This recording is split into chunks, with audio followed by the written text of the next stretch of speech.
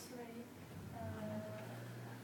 We are doing the company Caltex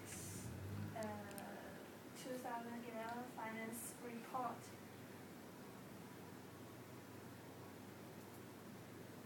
This is our topic today, and my name is Zhang, and I'm going to do the question 1, 2, 3. The principal activity of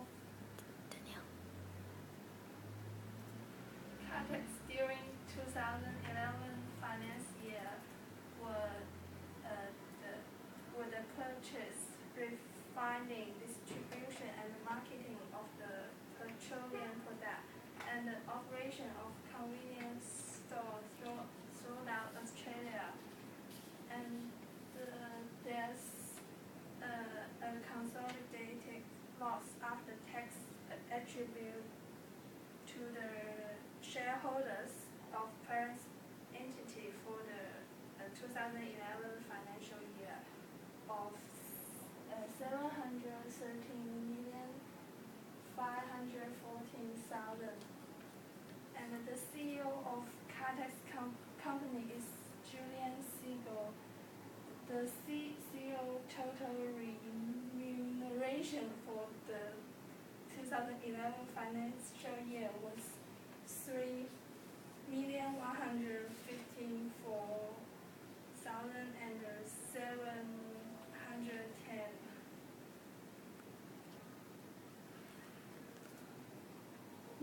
Let's welcome to the next person.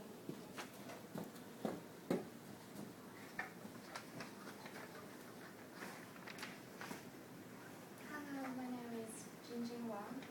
I'm going to let you guys know the auditors of Caltex for 2011 financial statement were KPMG, and the auditor's fees in total would be $767,000.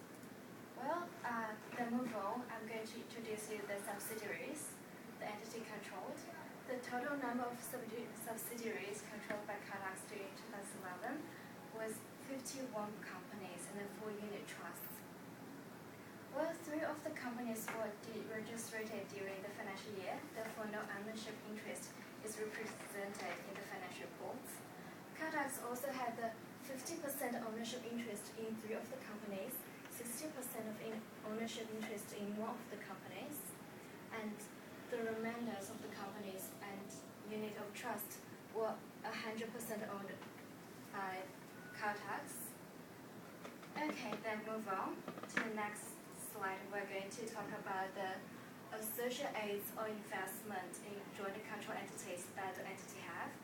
Caltex has investment in 5 associates and joint ventures, and they're all incorporated in Australia.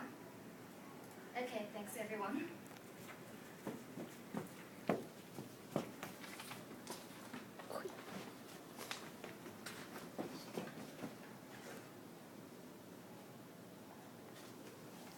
Hi, I'm Jipan. I'm going to talk question 7 to 9.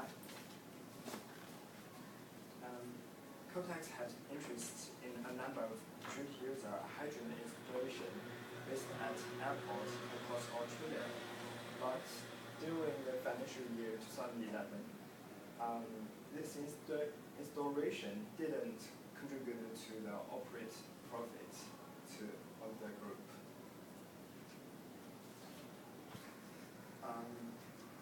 The balance of consolidated goodwill at 31st December 2011 is $84,552,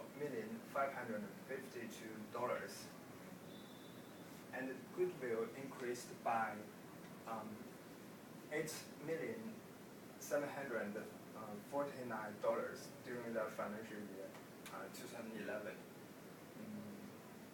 The carrying amount of consolidated goodwill increased from $49,412,000 to $68,161,000 during the financial year 2011.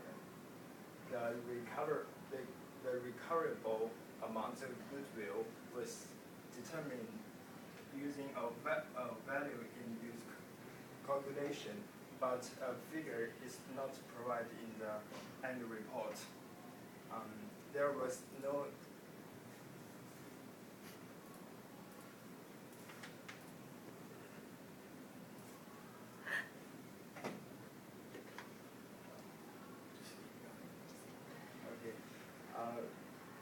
question 9. We believe it has from the tax consolidation group. It can be seen at page 40 of the financial report.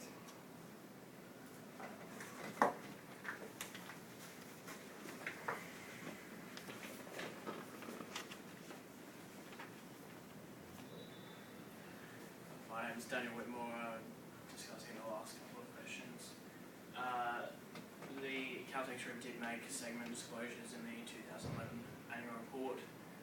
Provided segment disclosures for its marketing operations and its refining and supply operations separately, as well as a total segment report for all its operating segments.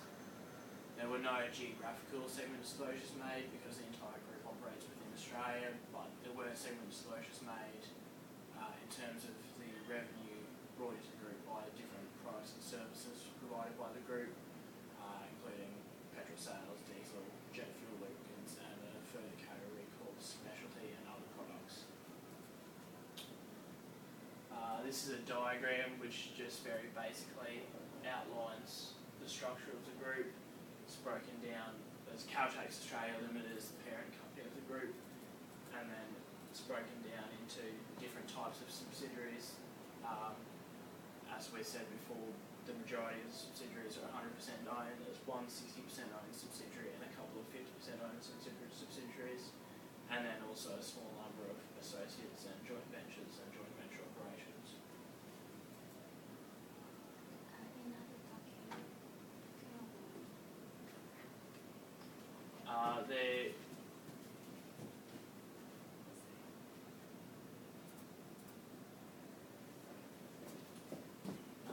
In terms of the accounting methods used for the consolidated accounts, Caltex is a dual listed company, therefore uses both the Australian accounting standards and the international standards in producing its consolidated financial reports.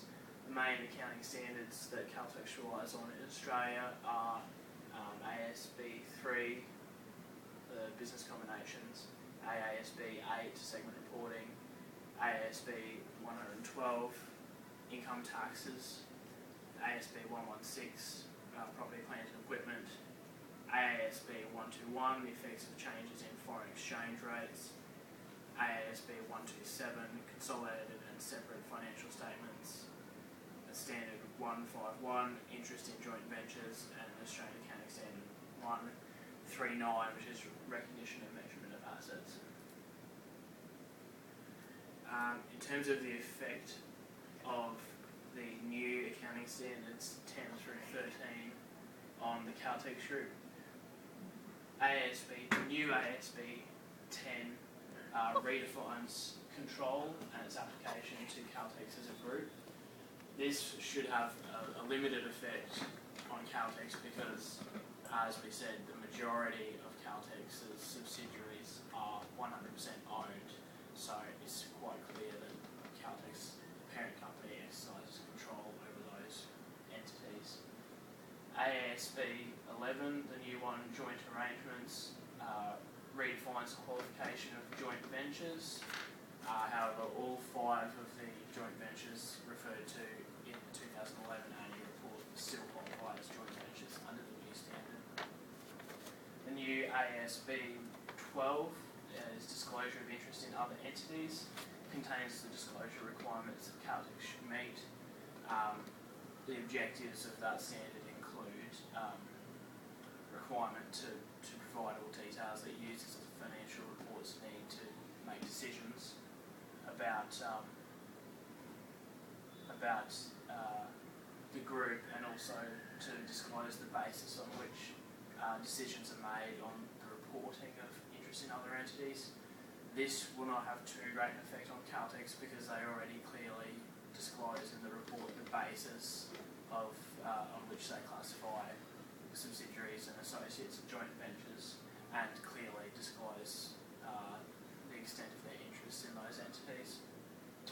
And finally, the new AASB 13 covers fair value measurement. This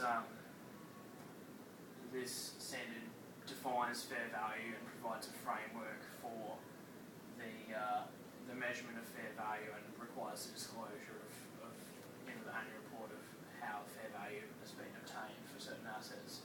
And it won't have too great an effect. It shouldn't have too great an effect on Caltex because Caltex doesn't use fair value as the basis of valuing its assets for most assets. It uses fair value initially for receivables, but it uses the cost basis for its less depreciation for its property, plant and equipment. And that's all.